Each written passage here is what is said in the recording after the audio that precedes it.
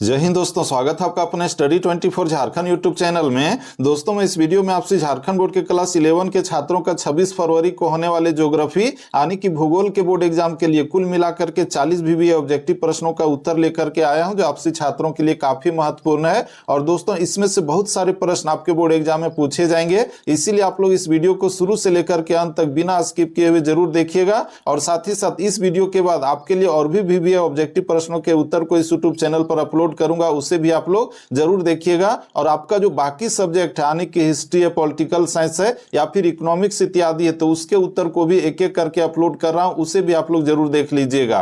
तो दोस्तों चलिए हम लोग आगे बढ़ते हैं और इसमें जो आपका 40 VBA ऑब्जेक्टिव प्रश्न का उत्तर दिया गया है, तो उसके उत्तर को हम लोग एक एक करके देखते हैं। जिसमें आपका पहला प्रश्न पूछा गया कि आधुनिक भूगोल का जनक किसे कहा गया है। तो बच्चों इसका जो सही उत्तर होगा, यहाँ पर जो 4 ऑप्शन दिए गए हैं, इसका सही उत्तर होगा ऑप्शन नंबर बी, हमबोल्ट को। इसका दोस्तों हम लोग आगे बढ़ें तो आपका जो अगला प्रश्न पूछा गया कि निम्न में से कौन ब्रिटेन का निवासी था, तो दोस्तों इसमें सही उत्तर होगा आपका option number C, Charles Darwin. इसका बच्चों हम लोग आगे बढ़े तो आपका अगला प्रश्न पूछा गया कि पृथ्वी अपने अक्ष पर किस दिशा में घूमती है। तो बच्चों पृथ्वी जो है अपने अक्ष में पश्चिम से पूरब की ओर घूमती है, यानी कि इसका जो सही उत्तर होगा आपका ऑप्शन नंबर डी होगा। इसका दोस्तों हम लोग आगे बढ़े तो आपका जो अगला प्रश्न है कि सौर मंडल का सबसे चमकीला ग्रह कौन सा है। भोर का तारा, साथ ही साथ सबसे चमकीला ग्रह, ये किसको कहा जाता है। ये आपका सही उत्तर होगा ऑप्शन नंबर डी, शुक्र, जो सुबह सुबह में हम लोग देखते हैं पूरब दिशा में उगता है और बहुत ज्यादा चमकता है। इसका दोस्तों आपका जो अगला प्रश्न पूछा गया है कि संपूर्ण पृथ्वी का घनत्व है कितना है,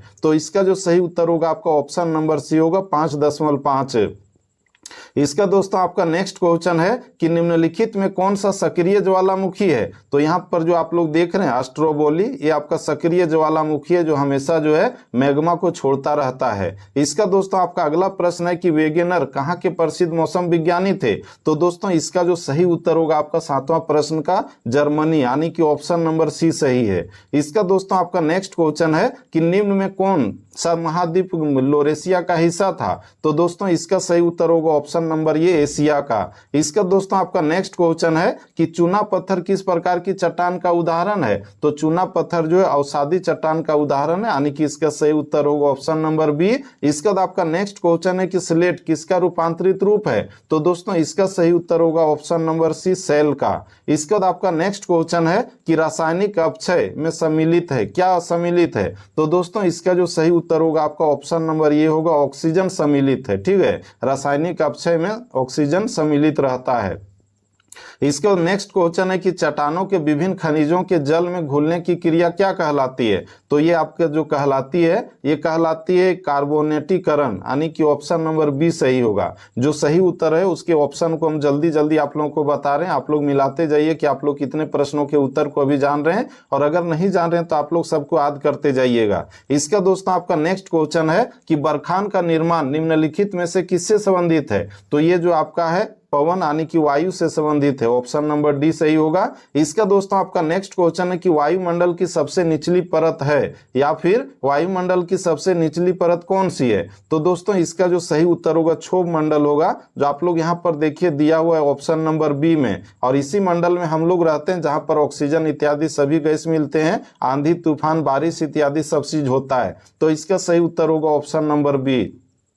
इसका दोस्तों आपका नेक्स्ट क्वेश्चन है कि वायुमंडल की किस परत में वायु अत्यंत विरल मिलती है। तो दोस्तों इसका जो सही उत्तर होगा आपका ऑप्शन नंबर सी होगा, बहिर्मंडल। ठीक है, तो इस तरह से हम लोगों ने इस प्रश्न के उत्तर को भी देखा। इसके बाद आपका नेक्स्ट क्वेश्चन है कि निम्नलिखित में से कहां पर दिन अथवा रात सबसे बड़े होते हैं। दिन और रात सबसे बड़े कहां पर होते हैं। तो इसका जो सही उत्तर होगा आपका ऑप्शन नंबर ये होगा, ध्रुवों में। ठीक है, इसका दोस्तों आपका नेक्स्ट क्वेश्चन है कि व्यापारिक हवाएं होती है। व्यापारिक हवाएं क्या होती है। तो व्यापारिक हवाएं जो है वो नियमित और अस्थिर होती है, यानी कि ऑप्शन नंबर ये सही होगा। इसका दोस्तों आपका जो अगला प्रश्न पूछा गया कि ओस का निर्माण मुख्यतः किस ऋतु में होता है। तो ओस का जो निर्माण होता है शीत ऋतु में, यानी कि ठंड के दिन में। आप लोग देखते होंगे बाहर में जो है पेड़ पौधों में या फिर घास इत्यादि में ओस जो है जमा हुआ रहता है, पानी के शक्ल में। इसका दोस्तों आपका नेक्स्ट क्वेश्चन है कि हिमपात मुख्यतः किस क्षेत्र में होता है? तो हिमपात जो है वो पर्वतीय क्षेत्रों में होता है। जैसे हम लोग देखते हैं हिमालय क्षेत्र में हमेशा हिमपात होते रहता है, बर्फ जमा रहता है। इसका दोस्तों आपका नेक्स्ट क्वेश्चन है कि विश्व पर्यावरण दिवस कब मनाया जाता है? तो विश्व पर्यावरण दिवस 5 जून को मनाया जाता है प्रत्येक साल।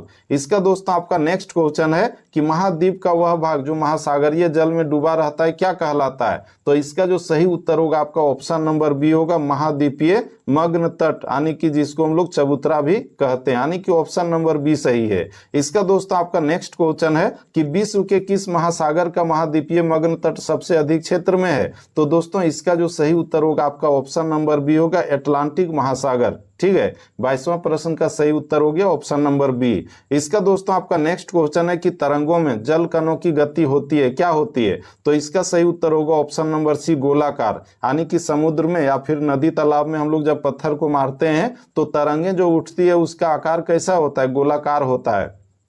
इसका दोस्तों आपका नेक्स्ट क्वेश्चन है कि लघु ज्वार के समय पृथ्वी की स्थिति होती है क्या होती है? तो लघु ज्वार के समय जो है ये आपका सही उत्तर होगा उति वियुति। समझ गए, ये आपका सही उत्तर है ऑप्शन नंबर डी। इसका दोस्तों आपका नेक्स्ट क्वेश्चन है कि जैव भू रासायनिक चक्र में सम्मिलित हैं क्या सम्मिलित हैं? तो इसमें जो हाइड्रोजन चक्र सम्मिलित नहीं है, ऑक्सीजन चक्र नहीं है। इसका सही उत्तर होगा ऑप्शन नंबर सी, नाइट्रोजन चक्र। ठीक है, इसका दोस्तों आपका जो नेक्स्ट क्वेश्चन है वह कि लघुत्तम वर्धन काल का जीवोम या फिर बायोम है क्या है? तो दोस्तों इसका जो सही उत्तर होगा ऑप्शन नंबर डी होगा, टुंड्रा। ठीक है, तो इस तरह से हम लोगों ने 26 प्रश्नों के उत्तर को देख लिया है। इसका दोस्तों आपका 27वां प्रश्न है कि जीव विविधता कहाँ समृद्ध है?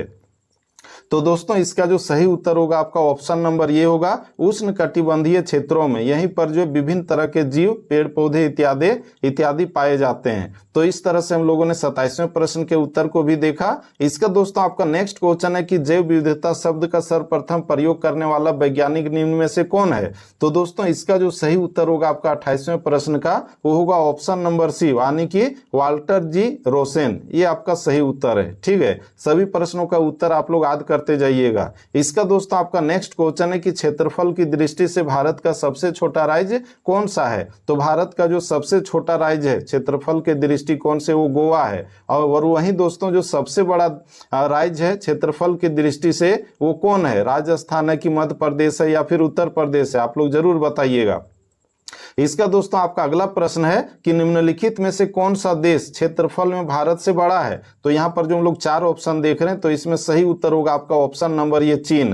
यानी कि चीन जो है भारत से क्षेत्रफल और जनसंख्या दोनों मामले में जो है सबसे आगे है, ज्यादा है। इसका दोस्तों हम लोग आगे बढ़े तो आपका अगला प्रश्न है कि नंदा देवी चोटी है कहाँ पर स्थित है? तो जो नंदा देवी चोटी है ये आपका जो कुमायूं हिमालय का भाग है, यानी कि ऑप्शन नंबर बी सही है। ठीक है, इसका दोस्तों आपका नेक्स्ट क्वेश्चन है कि हिमालय की उत्पत्ति किससे हुई है? तो हिमालय की जो उत्पत्ति हुई है वो आपका टेथिस सागर से हुई, यानी कि ऑप्शन नंबर सी सही है। इसका दोस्तों आपका नेक्स्ट क्वेश्चन है कि निम्न में से किस नदी में माजुली द्वीप स्थित है? तो दोस्तों इसका जो सही उत्तर होगा आपका ऑप्शन नंबर सी होगा, नर्मदा नदी में स्थित है। ठीक है, नर्मदा नदी में माजुली द्वीप स्थित है। इसके बाद आपका नेक्स्ट क्वेश्चन है कि चिल्का झील किस राज्य में स्थित है? तो चिल्का झील जो है ओडिशा में स्थित है, जो खारे पानी का एक झील है। इसके बाद आपका अगला प्रश्न है कि प्रोजेक्ट टाइगर परियोजना प्रारंभ कब की गई? हमारे देश में जो टाइगर है यानी कि बाघ है उसकी संख्या घट रही थी, तो उसके संरक्षण के लिए, उसको बचाने के लिए भारत में जो है अभियान शुरू किया गया। और ये जो शुरू किया गया था 1973 ईस्वी में, यानी कि इसका सही उत्तर होगा ऑप्शन नंबर बी। इसका दोस्तों आपका नेक्स्ट क्वेश्चन है कि भारतीय वन नीति के अनुसार देश के कितने प्रतिशत क्षेत्र पर वन होने चाहिए? तो दोस्तों इसका जो सही उत्तर होगा आपका ऑप्शन नंबर डी होगा, यानी कि ये जो देख रहे हैं आपका 44%, लेकिन कहीं कहीं पर 33% भी दिखता है। तो आप लोगों के अनुसार सही क्या होगा? आप लोग कमेंट में जरूर बताइएगा। और ऐसे भी हम इस वीडियो में जो है समाप्ति के बाद इसका जो आंसर है इसे जो कमेंट बॉक्स में पिन कर देंगे, आप लोग देख लीजिएगा कि इसका सही उत्तर क्या होगा। ठीक है, इसका दोस्तों आपका अगला प्रश्न है कि निम्नलिखित में से किस मिट्टी में जुताई करना कठिन होता है। तो दोस्तों इसमें जो हम लोग देख रहे हैं काली मिट्टी, ये जो पूरा चिटाही टाइप का होता है, तो इसमें जुताई करना मुश्किल होता है। इसको रेगुर मिट्टी भी कहा जाता है, जिसमें कपास की खेती होती है। इसका दोस्तों आपका अगला प्रश्न है कि निम्नलिखित में से किस मिट्टी की श्रेणी में खादर और बांगर आते हैं। तो ये जो आप लोग देख रहे हैं जलोढ़ मिट्टी, तो इसी का जो है ये भाग है खादर और बांगर जो प्रकार हम लोग जानते हैं। तो इस तरह से हम लोगों ने 38वें प्रश्न के उत्तर को देखा। इसका दोस्तों आपका अगला प्रश्न है कि निम्नलिखित में से कौन सा भारत का अत्यधिक सूखा प्रभावित क्षेत्र है। तो ये आपका सही उत्तर होगा ऑप्शन नंबर सी, यानी कि गुजरात का कच्छ है। इसका दोस्तों आपका अंतिम प्रश्न इसमें पूछा गया है, जो आप लोग यहाँ पर देख रहे हैं, जिसमें दिया गया कि निम्नलिखित में कौन सी नदी बंगाल का शोक के नाम से जानी जाती है। तो दोस्तों ये जो आपका सही उत्तर होगा ऑप्शन नंबर डी होगा, यानी कि दामोदर नदी। ये जो दामोदर नदी है झारखंड में भी बहती है, झारखंड में बह करके जो है बंगाल जाती है और वहां पर बाढ़ इत्यादि बहुत ज्यादा लाती है, इसीलिए इसको जो बंगाल का शोक भी कहा जाता है। तो दोस्तों इस तरह से आज हम लोगों ने इस वीडियो में आपसे झारखंड बोर्ड के क्लास 11 के छात्रों का 21 मई को होने वाले ज्योग्राफी के बोर्ड एग्जाम के लिए कुल मिलाकर के 40 VBA ऑब्जेक्टिव प्रश्नों को देखा। और दोस्तों इस वीडियो के बाद एक सेट और इस यूट्यूब चैनल पर ज्योग्राफी का अपलोड करूंगा, उसे भी आप लोग देख लीजिएगा। और साथ ही साथ मैंने हिस्ट्री या फिर पॉलिटिकल साइंस या फिर अन्य सब्जेक्ट के वीडियो को भी इस यूट्यूब चैनल पर अपलोड कर दिया हूँ या फिर अपलोड करूंगा, उसे भी आप लोग देख लीजिएगा, ताकि आप लोगों को बोर्ड एग्जाम में अधिक से अधिक हेल्प हो सके और आप लोगों को अधिक से अधिक अंक प्राप्त हो सके, ताकि आप लोग प्रमोट होकर के क्लास 12 में जा सकें। तो दोस्तों फिर से मिलते हैं हम लोग नेक्स्ट वीडियो में, तब तक के लिए जय हिंद, वंदे मातरम, thank you, best of luck. आप लोग बहुत ही अच्छे ढंग से लिखिएगा और परीक्षा में अच्छा अंक हासिल कीजिएगा। धन्यवाद।